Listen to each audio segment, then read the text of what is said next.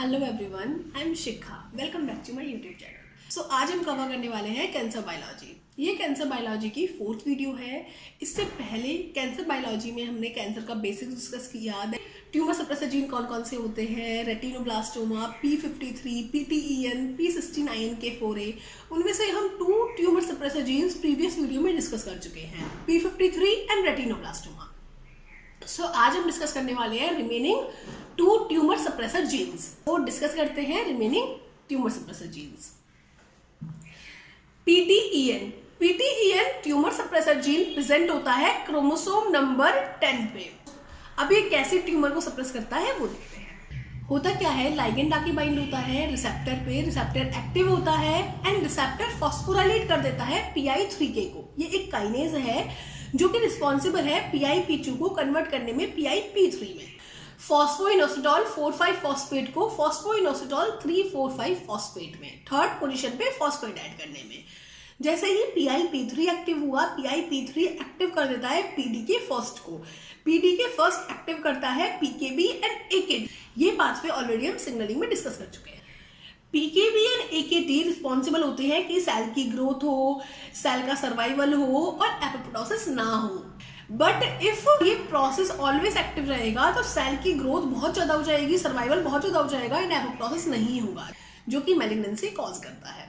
सो PTEN gene जो कि present है क्रोमोसोम नंबर 10 पे, वो जीन से एक प्रोटीन फॉर्म होती है एंड वो प्रोटीन रिस्पॉन्सिबल होती है कि PI3K ने जो काइनेज किया है PIP2 को कन्वर्ट किया है PIP3 में, वो चीज रिवर्स हो जाए, अगेन PIP3 कन्वर्ट हो जाए PIP2 में। मतलब PTEN एक्ट करती है एज अ फॉस्फेटेज और वो फॉस्फोइनोसिटॉल 3,4,5 फॉस्फेट को कन्वर्ट कर देती है फॉस्फोइनोसिटॉल 4,5 फॉस्फेट में, जिसकी वजह से अगेन ये प्रोसेस, ये पाथवे इनएक्टिव हो जाता है एंड सेल्स जितना उनको जरूरत होती है, जब भी लाइगेंड आया, जब उनको जरूरत थी तो उन्होंने ग्रोथ करी, सर्वाइवल करा, प्रोसेस को रोका, बट एक टाइम पे ये स्टॉप हो जाए, ये पाथवे कंटिन्यूसली एक्टिव ना रहे। तो इसका मतलब PTEN क्या कर रही है, ट्यूमर को सप्रेस कर रही है। PTEN as a tumor suppressor gene react कर रही है। ट्यूमर सप्रेसर जीन क्या होते हैं, जो कि ट्यूमर को सप्रेस करते हैं, चाहे वो कोई भी जीन्स हो। सो PTEN क्या कर रही है, ट्यूमर सप्रेसर जीन की तरह रिएक्ट कर रही है। ये सर्वाइवल को कंटिन्यूस नहीं रख रही है, ये उस प्रोसेस को रिवर्स कर रही है। So PTEN is a third tumor suppressor gene. Then 4th tumor suppressor gene is P16। P16 present होता है क्रोमोसोम नंबर 9 पे। क्रोमोसोम नंबर 9 पे प्रेजेंट होता है P16। P16 क्या करता है, P16 बाइंड होता है cyclin D CDK4 and 6 complex से। जब ये इससे बाइंड होता है तो ये इस कॉम्प्लेक्स को इनहिबिट कर देता है।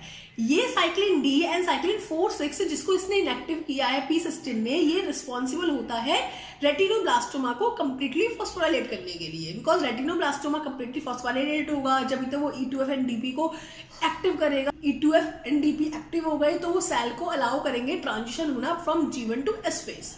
बट P16 ने इनहिबिट कर दिया साइक्लिन D CDK4/6 कॉम्प्लेक्स को, जिसकी वजह से ये कॉम्प्लेक्स इनहिबिट हुआ। ये कॉम्प्लेक्स ने आगे रेटिनोब्लास्टोमा को फॉस्फोराइलेट नहीं किया तो E2F एंड DP एक्टिव नहीं हुए एंड सेल G1 से S में नहीं जा पाया, सेल वही रुक गया, सेल वही अरेस्ट हो गया, G1 अरेस्ट हो गया।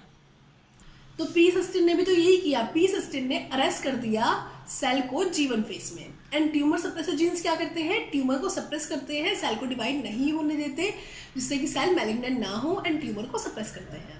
सो ये थे हमारे 4 tumour suppressor jeans. 2 tumour suppressor gene हमने प्रीवियस वीडियो में डिस्कस किए एंड 2 ट्यूमर सप्रेसर जीन हमने इस वीडियो में डिस्कस किए। नेक्स्ट आता है प्रोटोऑन्कोजीन्स। नेक्स्ट आता है हमारा प्रोटोऑन्कोजीन्स। प्रोटोऑन्कोजीन्स में हमारे वो सारे जीन्स आते हैं जो जीन सेल में प्रोलिफरेशन कर रहे थे, सेल में डिफरेंशिएशन कर रहे थे, माइग्रेशन कर, सेल साइकिल प्रोटीन्स थे, एडिशन प्रोटीन्स थे, रेगुलेटरी प्रोटीन्स थे। ये प्रोटोऑन्कोजीन्स बहुत वाइड कैटेगरी में है। प्रोटोऑन्कोजीन्स में सारी कैटेगरी आती है जो नॉर्मल फंक्शन कर रही होती है सेल में, डिवीजन का, डिफरेंशिएशन का, बट उनमें म्यूटेशन हो जाए तो वो ऑन्कोजीन्स बन जाते हैं। सो प्रोटोऑन्कोजीन में जब भी म्यूटेशन होता है वो ऑन्कोजीन बन जाते हैं, वो मैलिग्नेंट बन जाते हैं। वो सारे जीन्स आते हैं हमारे प्रोटोऑन्कोजीन्स में। अब ये म्यूटेशन क्या क्या हो सकते हैं, म्यूटेशन हमारा पॉइंट म्यूटेशन हो सकता है, डिलीशन हो सकता है, ट्रांसलोकेशन हो सकता है, इन्वर्जन हो सकता है, ये म्यूटेशन हमारा कुछ भी हो सकता है। इन्वर्जन हो सकता है, ट्रांसलोकेशन हो सकता है, डिलीशन हो सकता है, पॉइंट म्यूटेशन हो सकता है, डुप्लीकेशन हो सकता है, ये म्यूटेशन हमारा कुछ भी हो सकता है। म्यूटेशन से हमारे नॉर्मल प्रोटो ऑन्कोजीन्स क्या बन जाते हैं, ऑन्कोजीन्स बन जाते हैं। नॉर्मल जीन्स मैलिग्नेंसी कॉज करने लगते हैं। कुछ केसेस देखते हैं proto oncogenes and tumour suppressor genes के regarding. If loss of function हो जाए ट्यूमर सप्रेसर जीन का, इफ लॉस ऑफ फंक्शन हो जाए ट्यूमर सप्रेसर जीन का, तो क्या होगा, ट्यूमर को सप्रेस कर रहे थे जो भी 4 जीन्स, उनका लॉस ऑफ फंक्शन हो जाए तो वो अब ट्यूमर को सप्रेस नहीं कर पाएंगे और ट्यूमर कॉज हो जाएगा। तो लॉस ऑफ फंक्शन हो जाता है ट्यूमर सप्रेसर जीन का, तो कैंसर कॉज होता है, मैलिग्नेंसी कॉज होती है। But if gain of function हो जाए, गेन ऑफ फंक्शन हो जाए किसका, प्रोटो ऑन्कोजीन का, प्रोटो ऑन्कोजीन का गेन ऑफ फंक्शन हो जाए, प्रोलिफरेशन ज्यादा होने लगे, डिवीजन ज्यादा होने लगे, माइग्रेशन ज्यादा होने लगे, तो कैंसर कॉज करता है, मैलिग्नेंसी हो जाती है। It means loss of function होगा ट्यूमर सप्रेसर जीन का तो कैंसर कॉज होगा, एंड गेन ऑफ फंक्शन होगा प्रोटो ऑन्कोजीन का तो कैंसर कॉज होगा। बट प्रोटो ऑन्कोजीन में केस आता है स्मैड का। टीजीएफ बीटा सिग्नलिंग पड़ी थी, उसमें स्मैड आया था। टीजीएफ बीटा सिग्नलिंग में क्या होता था, टीजीएफ बीटा सिग्नलिंग में टीजीएफ बीटा जब भी आता था सेल के डिवीजन को रोकता था। तो ओनली स्मैड एक ऐसी प्रोटीन है प्रोटो ऑन्कोजीन्स में, क्योंकि प्रोटो ऑन्कोजीन में तो सारी सेल साइकिल की प्रोटीन है, जितनी भी हमारी सेल सिग्नलिंग में प्रोटीन आ रही है वो सब हमारी प्रोटो ऑन्कोजीन्स हैं। तो स्मैड क्या करता था, अब सारे प्रोटो ऑन्कोजीन में गेन ऑफ फंक्शन होगा जब कैंसर हो जाएगा, बट स्मैड के केस में लॉस ऑफ फंक्शन होगा जब कैंसर होगा।